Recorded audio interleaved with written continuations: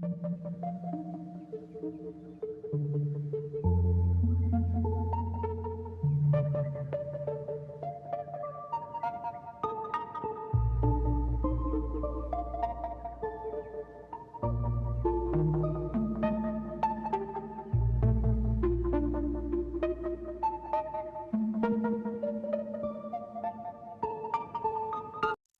दोस्तों, आज है 25 सितंबर।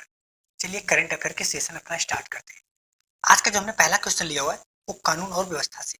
अभी हाल ही में महिला आरक्षण संबंधित विधेयक नारी शक्ति वंदन अधिनियम किसके द्वारा लाया गया। तो हम सबसे पहले ये देखेंगे कि किसके द्वारा यह विधेयक लाया गया और किस संविधान के संशोधन के बाद इसको लागू कर दिया जाएगा और यह कब पारित हुआ और यह विधेयक क्या है और यह क्यों लाया गया, इसका क्या महत्व है और इसको कब लागू कर दिया जाएगा और वर्तमान में क्या स्थिति है, इसको लागू होने के बाद क्या स्थिति हो जाएगा। तो अभी जो नारी शक्ति वंदन अधिनियम लाया गया वो किसके द्वारा लाया गया, तो कानून मंत्री अर्जुन राम मेघवाल के द्वारा लाया गया। किस संविधान के संशोधन के बाद इसको संशोधन कर दिया जाएगा, तो 128वें संविधान संशोधन के द्वारा।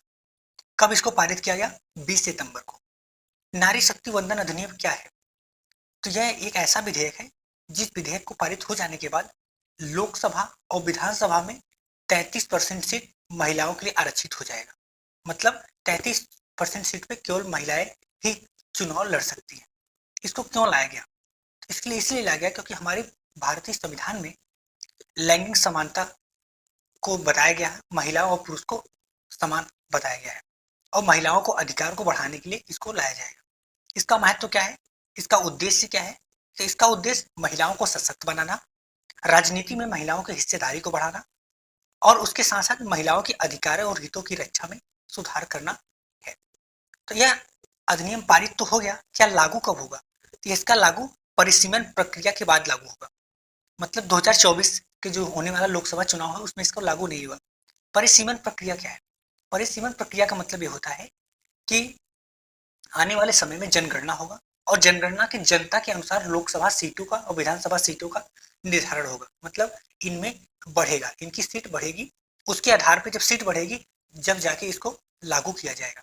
अगर बात करें कि महिला वर्तमान में कितनी संख्या में है, तो वर्तमान में 82 सांसद हैं, लगभग 13 से 14% है और इसको कितना परसेंट करना है, 33% करना है।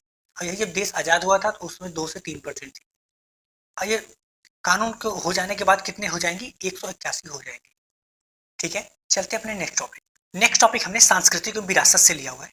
अभी हाल ही में यूनेस्को की विश्व विरासत सूची में शामिल होने वाले भारत का 42वां कौन सा स्थल है।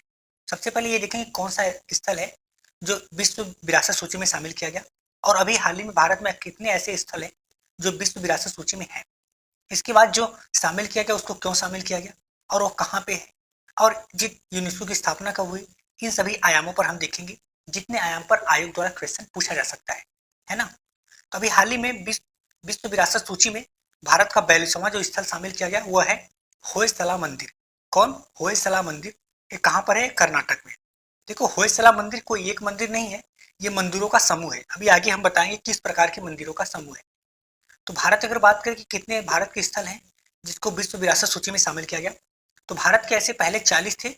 अभी हाल ही में मतलब पिछले क्लास में ही बताया था कि शांति निकेतन वेस्ट बंगाल को 41वें विश्व विरासत सूची में शामिल किया गया। तो फिर नेक्स्ट इसको अभी हाल ही में इसको भी कर दिया गया, तो मतलब अब टोटल कितने हो गए, 42, है ना।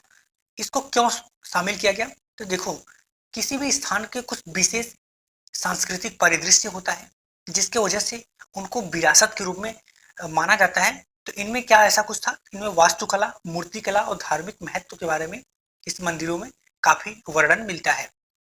अगर बात करें कि इस मंदिरों का निर्माण किसके कार्यकाल के माध्यम का अभी निर्माण हुआ या कब से निर्माण हुआ, तो इसका निर्माण होयसल राजवंश के द्वारा किया गया था। ये 11वीं से 14वीं शताब्दी के बीच की बात है।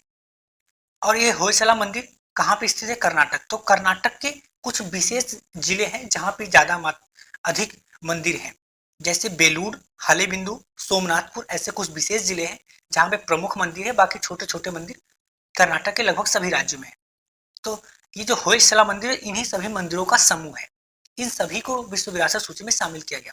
अगर बात करें कर्नाटक में क्या कोई और स्थान है जिनको विश्व विरासत सूची में शामिल किया गया, तो जी हाँ, कर्नाटक के हम्पी, पट्टाडकल, पश्चिमी घाट जो पश्चिम की तरफ घाट है, इन सभी को विश्व विरासत सूची में शामिल किया गया है। अच्छा, इसके लाभ क्या होते हैं? किसी भी स्थान को विश्व विरासत सूची में शामिल कर देने से क्या लाभ होता है? तो देखो, ये जो यूनेस्को है ये अंतर्राष्ट्रीय संस्था है। तो जब अंतर्राष्ट्रीय संस्था के माध्यम से किसी भी स्थान को विश्व विरासत सूची में शामिल कर दिया जाता है, उससे क्या होता है, विश्व में हमारा एक पहचान बनता है, जिससे पर्यटन उद्योग को बढ़ावा मिलता है। लोग जानते हैं और लोग देखने के लिए उत्साहित होते हैं, फिर आते हैं। अगर बात करें यूनेस्को की स्थापना कब हुई, तो यूनेस्को की स्थापना 16 नवंबर 1945 को हुआ। कब हुआ? 1945 में। चलते अपने नेक्स्ट टॉपिक हमने सैन्य अभ्यास से लिया हुआ है। अभी हाल ही में ऑपरेशन सजग सैन्य अभ्यास किया गया। ये इसको कह सकते हो कि आप ऑपरेशन चलाया गया। वैसे देखो, ऑपरेशन का नाम लेने पे हम किसी देश से समझ लेते हैं कि किसी देश के द्वारा ऑपरेशन चलाया गया, किसी की मदद किया गया होगा या किसी को राहत सामग्री दी गई हुई। मतलब ऑपरेशन हमेशा दूसरे देशों के परिप्रेक्ष्य में चलाया जाता है, लेकिन इस बार जो ऑपरेशन सजग है ये अपने ही देश में हुआ। तो हम देखेंगे ऑपरेशन सजग कब चलाया गया, किसके द्वारा चलाया गया, कहाँ पे, और भी जितने आयाम पर बन सकता है। ऑपरेशन सजग कब चलाया गया? ये 18 सितंबर को, अभी हाल ही में। किसके द्वारा? ये भारतीय तटरक्षक बल द्वारा। किसके द्वारा? भारतीय तटरक्षक बल। तटरक्षक बल मतलब होता है जैसे सुरक्षा बल होता है, बॉर्डर फोर्स होता है, जैसे तटरक्षक जो जो समुद्री किनारा है, पूर्वी घाट या पश्चिमी घाट, जो तटरक्षक बल है वो तटरक्षक बल में आते हैं। तो ये जो ऑपरेशन सजग चलाया गया, कहाँ पे चला गया? पश्चिमी घाट में चला गया, पूर्वी घाट नहीं, पश्चिमी घाट में। क्यों चला गया? तो देखो, इससे क्या होगा, तटीय सुरक्षा को मजबूत करने के लिए और इसके साथ साथ जो तटीय में मछुआरे होते हैं उनकी सुरक्षा के लिए। तो किस प्रकार के ऐसा क्या किया जाएगा, कैसे उनकी सुरक्षा को मजबूत बनाया जाएगा? तो ऐसे क्या किया जाएगा? तो ऐसे जो मछुआरों की नौकाएं हैं उनका उनके चालक का दस्तावेज देखा जाएगा, और राज्य आधारित जैसे अलग अलग राज्यों का जो बॉर्डर होता है उनके नौकाओं का रंग कोडिंग, मतलब उनमें कलर पहचान बना दिया जाएगा कि इस कलर का आपका नाम होगा, इस कलर का आपका, जिससे कि दूर से ही पहचाना जा सकता है। इसके साथ साथ बायोमेट्रिक कार्ड, और वहाँ पे जो समुद्री पुलिसकर्मी उनको भी प्रशिक्षण दिया जाएगा। इन सभी से होगा क्या, जो मछुआरे होते हैं उनकी सुरक्षा में विशेष ध्यान दिया जाएगा। समझ गए? इससे लाभ क्या होगा? इससे लाभ तटीय सुरक्षा में सुधार होगा और मछुआरों के जो जीवन है वो काफी सुरक्षित महसूस होगा। ऐसे क्या होता था, कभी दूसरा कुछ कोई दूसरे राज्य का, दूसरे क्षेत्र का आके कहीं भी मछली मार के चला जाता था, उसका फायदा वो खुद ले लेता था। ऐसे क्या होगा, बहुत सारे इसका बैरियर होगा और लोग अपने अनुसार ही काम कर सकते हैं, मतलब उसके अनुसार ही काम कर सकते हैं। चलते अपने नेक्स्ट टॉपिक पे। नेक्स्ट टॉपिक हमने विविध से लिया हुआ है। ये विविध से इसलिए क्वेश्चन है, देखो ये क्वेश्चन वैसे ज्यादा इंपॉर्टेंट तो नहीं है, लेकिन इंपॉर्टेंट इसलिए हो गया क्योंकि ये भारत के परिप्रेक्ष्य में। तो पहले समझ लेते हैं क्वेश्चन क्या है। कभी हाल ही में international organisation of legal metrology certificate जारी करने वाला 13वां देश कौन सा बन गया? जो 13वां देश है वो भारत है। तो जब भारत के परिप्रेक्ष्य में कुछ कोई सा भी बात किया जाएगा तो हमारा इंपॉर्टेंट हो ही जाता है। तो सबसे पहले ये देखेंगे कि 13वां देश कौन है? भारत है। International organisation of legal metrology certificate क्या है? तो देखो, OIML international international organisation of legal metrology certificate एक अंतर्राष्ट्रीय संगठन है जो कानूनी मेट्रोलॉजी को बढ़ावा मिलता है। कानूनी मेट्रोलॉजी का मतलब ये होता है कि देखो, जब अपने देश के द्वारा किसी दूसरे देश में व्यापार होता है ना, तो किसी भी सामान का वजन मापने के लिए जो उपकरण का प्रयोग किया जाता है उसको सत्यापन, उसका प्रमाणीकरण सभी देशों के द्वारा नहीं, कुछ फिक्स देशों द्वारा किया जाता था। उसी प्रमाण के आधार पे ही हम अपने सामान को दूसरे देश में ले जाते थे। बस अब उसका प्रमाणीकरण का जो अधिकार है अब वो भारत को भी मिल गया। मतलब इसके पहले 12 देश डिसीजन बनाते थे, अब 13वां देश कौन है? वो भारत हो गया। ठीक है। और लेकिन अगर इस संगठन की बात करें तो उसमें संगठन में 60 देश है, लेकिन डिसीजन कितने लोग बनाते थे? 12 लोग, अब 13 लोग हो गए। भारत इसमें कब सदस्य बना? 1956 में। इसका मुख्यालय कहाँ पे है? इसका मुख्यालय पेरिस, जो कि फ्रांस की राजधानी है। ठीक है।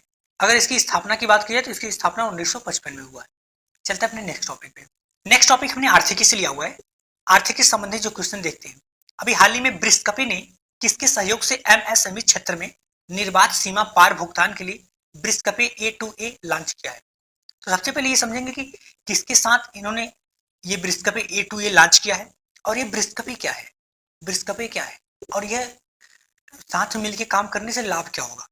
देखो, ब्रिक्स ने यस बैंक के साथ मिलकर ब्रिक्स A2A लॉन्च किया, जिससे MSME क्षेत्र में निर्बाध सीमा पार भुगतान, मतलब सीमा के दूसरे पार भुगतान करने में आसानी होगा। तो क्या किया जाएगा, मतलब क्या किया जाएगा तो समझते हैं कि क्या है। ब्रिक्स एक है, ब्रिक्स एक ऑनलाइन करेंसी एक्सचेंज प्लेटफॉर्म है। मतलब हमारे देश में रुपया चलता है तो कहीं देश में डॉलर चलता है तो कहीं पे दिनार चलता है। तो इनके बीच व्यापार करने पे जो रुपए का एक्सचेंज होगा वो आसानी से हो जाएगा। किसके माध्यम से? ब्रिस्क के माध्यम से। इसमें करना क्या पड़ेगा? तो इन्होंने यस बैंक के साथ समझौता कर लिया है। तो इस भारत के देश के लोग एस बैंक में खाता खुला लेंगे और वहां से दोनों को बैंक के आधार पर ब्रिस्क ने मिलकर उसको एक्सचेंज करेगा। तो इससे लाभ क्या होगा? जाहिर सी बात है, इसमें आसानी होगा। भारतीय व्यवसाय को अंतर्राष्ट्रीय व्यापार की जटिलताओं से निपटने के लिए आसानी होगा, है ना। ठीक है, चलते अपने नेक्स्ट टॉपिक। नेक्स्ट टॉपिक हमने जीआई टैग से लिया हुआ है, जियोग्राफिकल इंडिकेशन।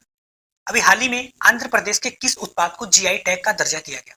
तो सबसे पहले ये देखें किस उत्पाद को जीआई टैग का दर्जा दिया गया।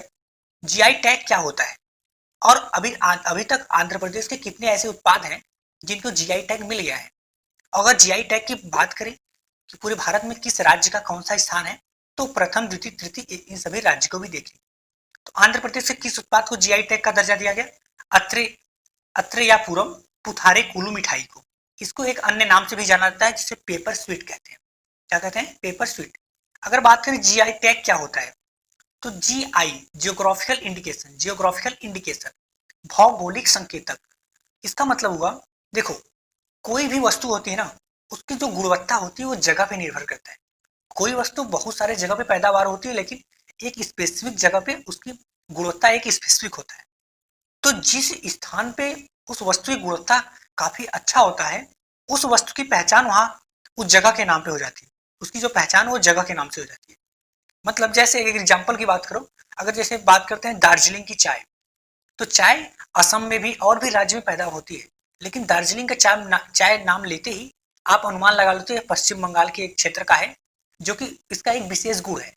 तो चाय दार्जिलिंग शहर के नाम से प्रसिद्ध हो गया। तो स्थान विशेष के नाम से अगर किसी उत्पाद को प्रसिद्ध हो जाता है तो उसको जियोग्राफिकल इंडिकेशन, भौगोलिक संकेतक कहते हैं। ठीक है। अगर बात करें आंध्र प्रदेश में कुल कितने ऐसे उत्पाद हैं, आंध्र प्रदेश में 17 ऐसे उत्पाद हैं जिनको जीआई टैग का दर्जा दिया गया है। अगर जीआई टैग में बात करें कि सबसे ज्यादा जीआई टैग वाला राज्य कौन है, तो कर्नाटक 105, द्वितीय पे तमिलनाडु 91, तृतीय पे उत्तर प्रदेश कितने 82। ठीक है। धन्यवाद दोस्तों। अगर आपको करंट अफेयर को नोट्स के माध्यम से डिटेल में पढ़ना है तो हमारे साथ जुड़े रहिए। धन्यवाद।